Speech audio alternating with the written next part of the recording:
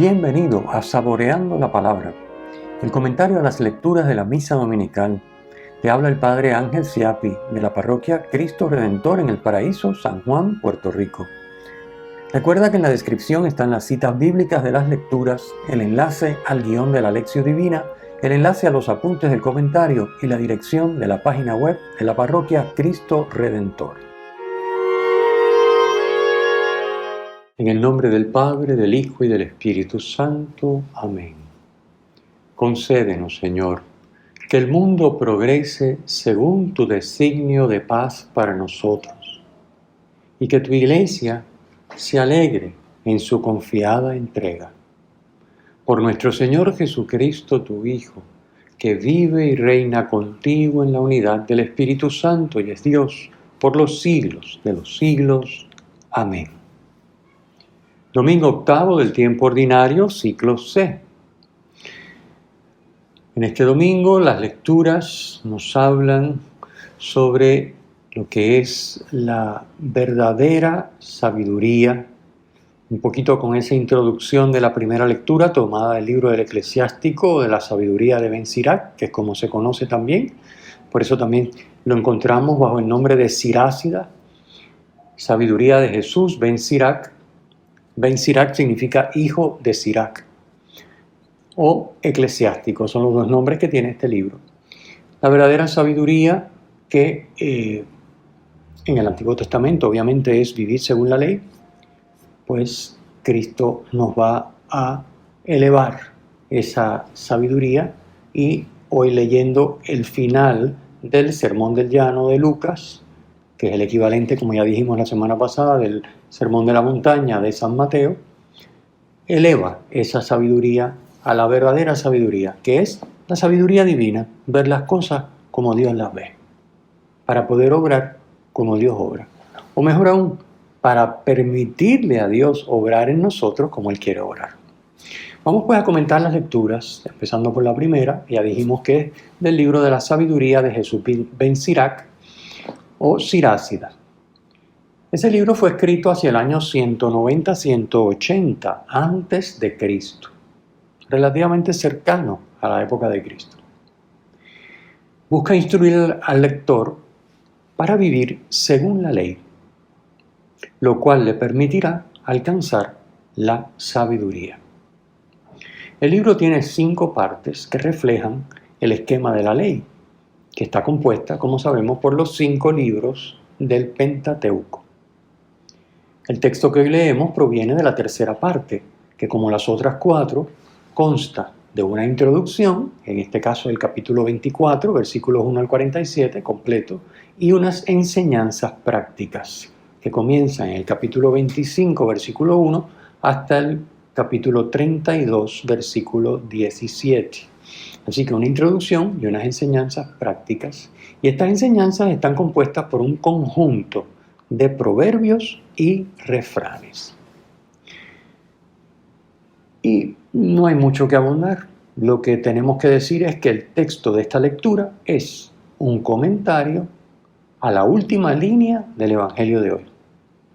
En esa última línea del Evangelio de hoy leemos las palabras de Jesús que dice: de lo que rebosa el corazón, habla la boca.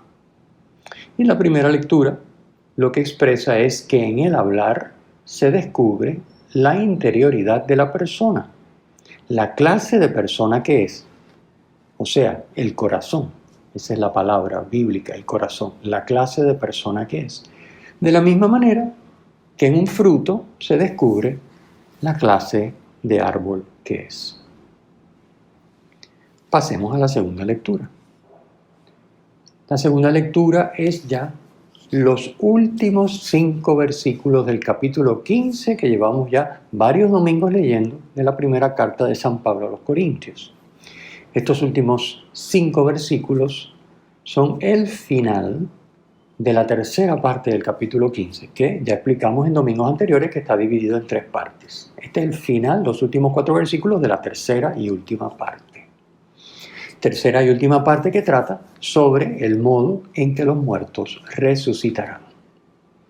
El domingo pasado dijimos que San Pablo razonaba que Si por compartir la vida del primer hombre, Adán, que es un ser viviente, somos como él, somos vivientes, pues los cristianos, por compartir la vida de Cristo, somos y seremos, luego de la resurrección, también como él. Cristo resucitado es incorruptible e inmortal. Por tanto, así también seremos nosotros. Nuestro ser corruptible, para llegar a esto, tiene que revestirse, por tanto, de incorrupción. Nuestro ser mortal tiene que revestirse de inmortalidad, como consecuencia de que la muerte ha sido absorbida en la victoria de Jesucristo, como dice el texto en el versículo 54.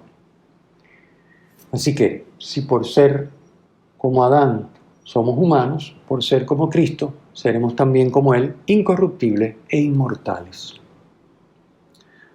San Pablo nos dice que la muerte es consecuencia del pecado. La ley muestra lo que Dios quiere, como sabemos, y por oposición muestra lo que es pecado. Pero la ley no da la capacidad de cumplirla, con lo cual lo que hace es darle fuerza de ley al pecado, del que es imposible librarse. Sabemos que está mal, pero no nos ayuda a no hacerlo. Solo Jesucristo ha realizado lo que es la perfecta voluntad de Dios, y por la fe en Él nos da su vida y la capacidad de vivir como Él en la voluntad de Dios. La certeza de la victoria sobre el pecado y la muerte es estímulo para mantenernos firmes e inconmovibles, dice San Pablo, entregados sin reservas a la obra del Señor, convencidos de que nuestro esfuerzo no será vano. Versículo 58. La certeza de la resurrección, lejos de adormecernos o apagarnos o acomodarnos, tiene que ser un estímulo para vivir con más generosidad nuestra entrega a la obra de Dios, a vivir plenamente en su voluntad, sabiendo que lo que nos espera es la incorrupción y la inmortalidad como Cristo. Vayamos al Evangelio. Hoy leemos la tercera y última parte del Sermón del Llano de San Lucas, del que la liturgia omite los últimos 4 versículos. Los versículos 46 al 49 no los vamos a leer. En el primer lugar, en el texto, Jesús nos instruye sobre 2 aspectos importantes de las relaciones entre los miembros de la comunidad: la guía y la corrección. Con 2 ejemplos absurdos, plantea la necesidad de una madurez espiritual antes de pretender guiar o corregir a los demás.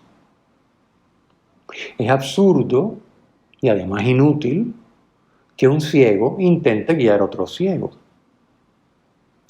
Y es absurdo y además hipócrita que quien tiene una viga en su ojo intente quitar una paja del ojo ajeno.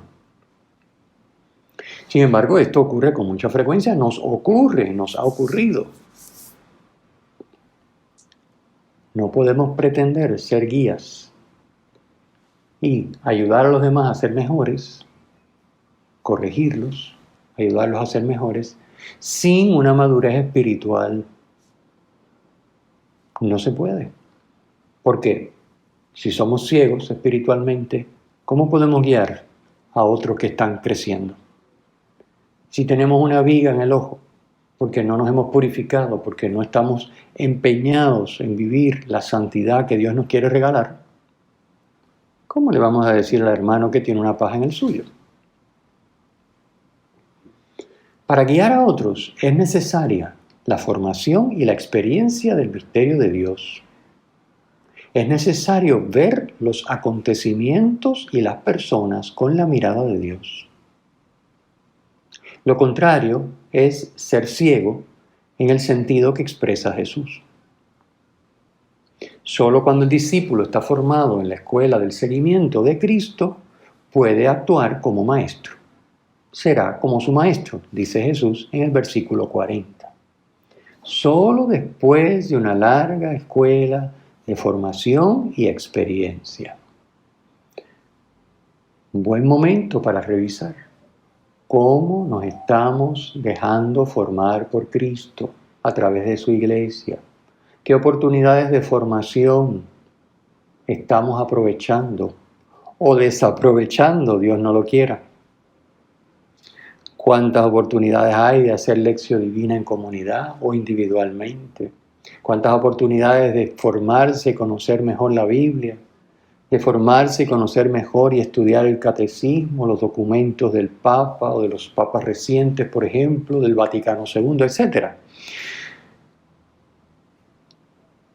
¿Y cuánto tiempo le dedicamos nosotros a esa formación?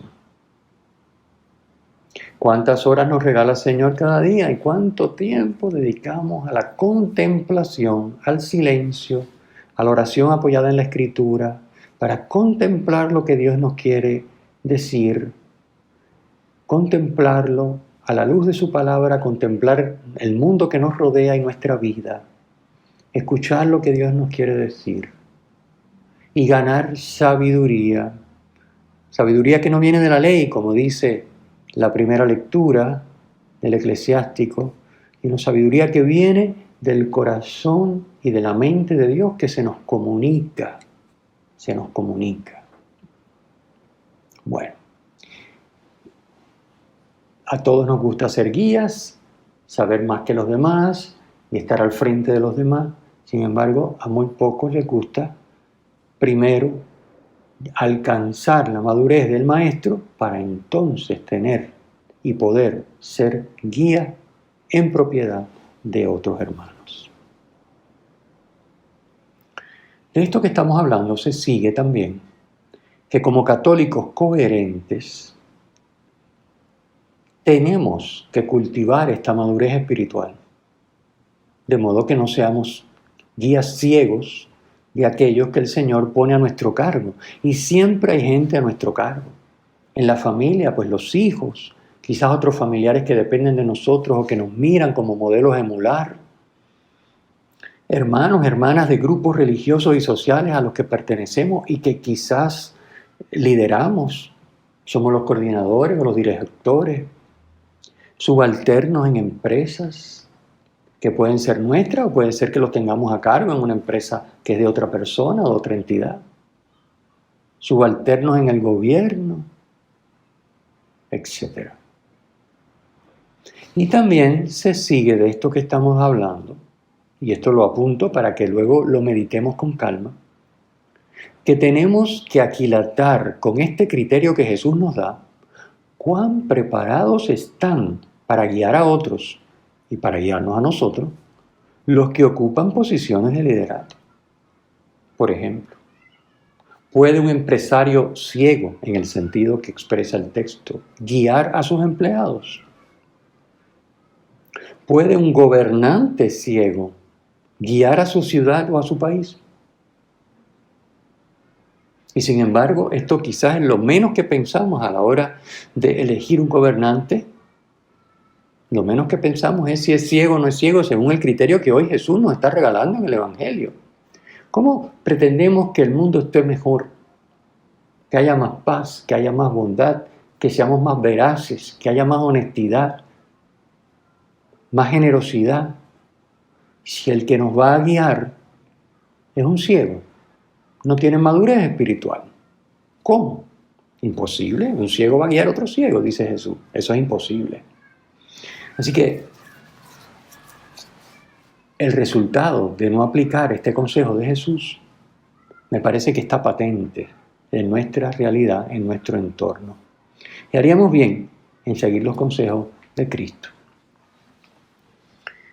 El tema de la corrección, nos dice Jesús que para corregir a otros es necesario que seamos humildes y que estemos dispuestos primero a corregirnos nosotros. Es muy fácil ver las fallas de los demás. Es muy difícil vivir la humildad, que consiste en ver y aceptar la verdad sobre nosotros mismos. tanto nuestros dones y virtudes, todo lo positivo, como nuestras limitaciones, maldades y pecados, lo negativo.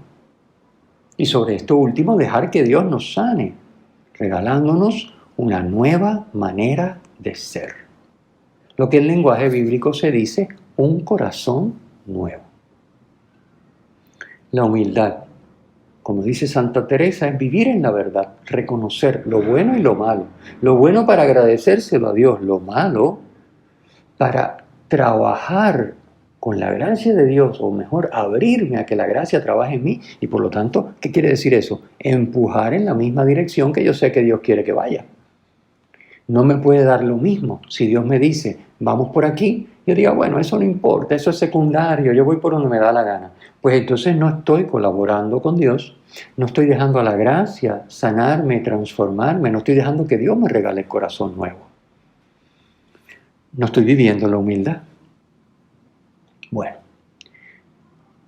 de aquí se sigue, entre otras cosas, de este consejo de Jesús se sigue, que sin una experiencia frecuente de examen de conciencia y de acogida del perdón de Dios en el sacramento de la reconciliación, lo cual sería un ejemplo de sacar la viga de nuestro ojo, no tenemos la capacidad de ayudar al hermano a mejorar, es decir, a sacar la mota de su ojo.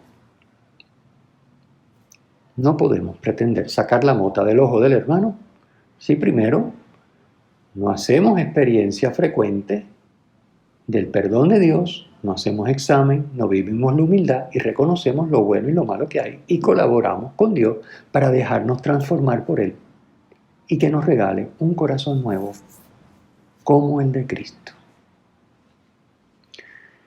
En la segunda parte del texto evangélico de hoy, Jesús pone de relieve que lo importante no son las manifestaciones externas, sino la disposición interior del hombre. Y aquí está el punto de contacto con la primera lectura que escuchamos del libro del Eclesiástico. Lo importante no es lo que se ve por fuera y las manifestaciones externas, lo bonito que pueda hablar una persona o una acción buena que pueda llevar a cabo, sino el interior. Y la disposición interior del hombre, dice Jesús, se manifiesta en sus palabras y en sus obras, en la totalidad de su vida, de la misma manera que el tipo de árbol se manifiesta en sus frutos. Por tanto, para conocer la bondad o maldad de una persona, no basta con atender a sus palabras o acciones puntuales que podrían ser falsas, sino que hay que ver sus frutos a lo largo del tiempo. Lo mismo tú y yo. Para mirar dónde estamos en nuestro camino espiritual, no basta con hacer una obra de caridad, con hacer un donativo puntual, con, qué sé yo, portarme bien hoy en tal o cual situación y después a seguir haciendo lo que me da la gana. No. Eso tiene que ser un estilo de vida. Los frutos tienen que darse a lo largo del tiempo. No existe un árbol que hoy dé fruto, un fruto y mañana cambie el fruto por otro. Eso no camina. Entonces nosotros no podemos pretender jugar ese jueguito. Es lo que Jesús nos dice. Para saber qué tipo de persona es una persona, incluyéndonos nosotros, es necesario ver nuestros frutos a lo largo del tiempo. Y esos frutos son las palabras y las obras que manifiestan lo que tenemos dentro. En esos frutos se ve lo que hay en el corazón. Ya sabemos que el corazón es un término que en el lenguaje bíblico significa la interioridad de la persona, su manera de ser. El Señor esté con ustedes y con tu espíritu. La bendición de Dios Todopoderoso, Padre, Hijo y Espíritu Santo, descienda sobre ustedes y permanezca para siempre. Amén. Si te ha gustado, usa el enlace para compartirlo con tus amigos.